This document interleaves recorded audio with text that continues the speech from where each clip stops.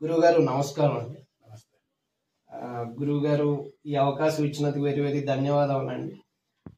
ఈరోజు నేను ఏం అడుగుదాం అనుకుంటున్నానంటే, అమ్మ లలితాదేవి ఎవరు? ప్రకృతికి అమ్మకి సంబంధం ఏంటి? అమ్మాయిలో మొట్టమొదటి వచ్చే నామం శ్రీమాత. అమ్మ ఎవరు? శ్రీమాత. దేవతలందరూ కూడా అడిగినది శ్రీమాత. ఆవిడెవరు? శ్రీమాత అంటే ఎవరావిడ? శ్రీ మహారాజ్ఞి. శ్రీ మహారాజ్ఞి అంటే రాజ్ఞి అంటే ఏమిటి? రాణి, రాజాదిరాజు భార్య, ఇంకా మహారాణి. రాణులకు రాణి ఎవరున్నారో ఆవిడ అల్టిమేట్ మహారాణి, సామ్రాజ్ఞి. శ్రీమాత, శ్రీ మహారాజ్ఞి, శ్రీమత్ సింహాసనేశ్వరి. ఆవిడ ఎలా వచ్చింది అంటే మా రాణులకి రాణి, అమ్మలకి అందరికి అమ్మ. ఎక్కడి నుంచి వచ్చింది, ఎలా వచ్చిందంటే చిదగ్నికుండ సంభూత. దేవతలందరూ కూడా ఒక యజ్ఞం చేసి, ఒక హోమం చేసి అమ్మని ఆవిష్కృతం చేశారు దేవకార్యాల కోసం. దేవతలు సాధించలేని కార్యాలు సాధింపజేసుకోవడం కోసం అమ్మని ప్రార్థన చేసి అమ్మకి ఒక రూపంగా ఆవిడ ఆవిష్కృతం అయ్యేలా చేశారు. అదే లలితా సహస్రనామాల్లో మనకి మొట్టమొదటి వచ్చేటువంటి నామాలు శ్రీమాత, శ్రీ మహారాజ్ఞి, శ్రీమత్ సింహాసనేశ్వరి, చిదగ్నికుండ సంభూత, దేవకార్య సంధ్యత. అందులోనే ఉంది ఆన్సర్. ప్రకృతి. ఓకే. ఉద్యద్భాను సహస్రాభ చతుర్బాహు సమన్విత. ఎలా వచ్చింది ఆవిడ? తెల్లవారే ఉదయిస్తున్నటువంటి 1000 మంది సూర్యుల కాంతితో ఒకసారి పుంజుకుని వచ్చినట్టుగా వచ్చింది.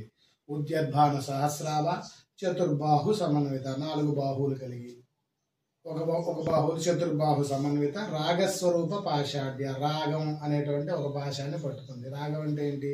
నా భార్య, నా భార్య, నా కొడుకు, నా కొడుకు, నా ఇల్లు, నా ఇల్లు, నాది నాది నాది అనేటువంటి ఆ రాగం అనే పాశం వదిలితే తప్ప మనిషికి జీవన్ముక్తి కలగదు.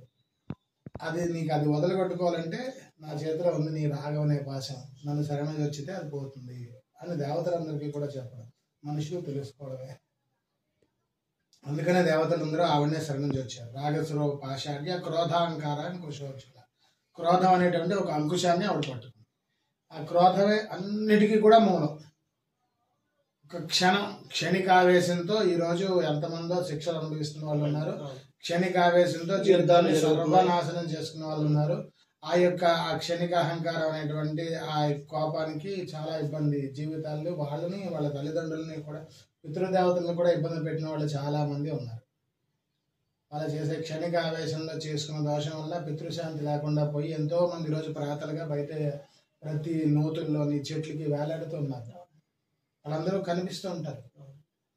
కానీ వాళ్ళకి ఎందుకు ఇలా అయిందంటే ఆ క్రోధం అనేటువంటి ఒకటి. ఆ బతికున్నంత కాలం ఒకసారి కూడా అమ్మని ప్రార్థించకపోవడం, అమ్మదాలకు ఆరాధన చేయకపోవడం, చెందకపోవడం, తనే నేనే జయించేస్తాను అనుకోవడం, ఇవి జరగవు. అందుకని అమ్మవారు చెప్పింది క్రోధాంకారాన్ని కుశోజ్వల. నా చేతిలో ఈ క్రోధం. గురుగారు, ఇప్పుడు లలిత సహస్రనామం అని అందరికీ తెలుసు. ఈ మధ్య లలిత రహస్యనామం అని ఏదో కొత్తగా సృష్టించారని చెప్పి చాలా మంది పెద్దలు అంటున్నారు. అసలు ఇందులో ఉన్న రహస్యం ఏంటి? దశమహావిద్యల్లో లలిత ప్రస్తావన ఎక్కడ రాలేదని, లలిత ఎవరు నార్మలేనా, అసలు ఏంటి అనేది ఒక క్వశ్చన్ అందరికి. లలిత ఎవరు? రహస్యనామం ఏంటి? లలితా సహస్రనామం తద్రహస్యమేవ భవతి. లలితా సహస్రనామాలే అది శుభ్రంగా కూడా అది రహస్యంగా హయగ్రీవుడు ఉపదేశం పొందినటువంటి మంత్రాలు కాబట్టి అవి రహస్యంగా ఉంచబడ్డాయి. అవి కాలానుగుణంగా కూడా బహిష్కృతం అయ్యాయి పబ్లిక్ అందరికీ కూడా. అమ్మవారి తత్వాన్ని తెలుసుకోవడం కోసం అవి చెప్పేటప్పుడు ఎవరు వాళ్ళు మనస్సులో వాటిని రహస్యంగా నిరంతరం జపం చేయాలనే దాని అర్థం. కానీ రహస్యం అంటే అది ఎవరికి చెప్పకూడదని కానీ, లేకపోతే ఈ లలితా సహస్రం కాకుండా ఇంకో రహస్యనామాలు ఉన్నాయనే అర్థం లేదు. లలితా సహస్రనామాలే తద్రహస్యమేవ భవతి అని చెప్పి ఉంది. రహస్యానాం రహస్యం లలితా సూక్తిదాయకం అని చెప్పి. కాబట్టి మనం రహస్యంగా వీటిని ఉంచాలి. అంటే కోడిగుడ్డు మీద వెంట్రుకలు తీయలేము, ఇసుకలోంచి నూనె పిండలేము, మూర్ఖుడు మనసు రందింపజేయలేము. అలాంటి మూర్ఖులు వాళ్ళు కనిపించినప్పుడు దాన్ని రహస్యంగానే ఉంచాలి. వాళ్ళకి అమ్మతత్వాన్ని చెప్పినా సరే వాళ్ళకి అమ్మతత్వం కనిపించదు, అది అర్థం కాదు. అక్కడ దాన్ని మనం బహిష్కృతం చేయకుండా రహస్యంగానే ఉంచాలి అనేది పూర్వం నుంచి కాపాడుతూ వచ్చినటువంటి రహస్యం. అది రహస్యం. ఇక దశమహావిద్యలు కూడా రహస్యమే. ఆ దశమహావిద్యల గురించి మాట్లాడడం అనవసరం, దాని గురించి బహిష్కృతంగా చెప్పడం కూడా అనవసరం. అలా అనాదిగా వస్తున్న సాంప్రదాయమే. ఎవరు ఏ రూపంలో అమ్మని ఉపదేశిస్తే ఆ రూపంలో వాళ్ళు ఉపదేశించి ఆరాధించి సిద్ధులు పొంది ఉన్నారు.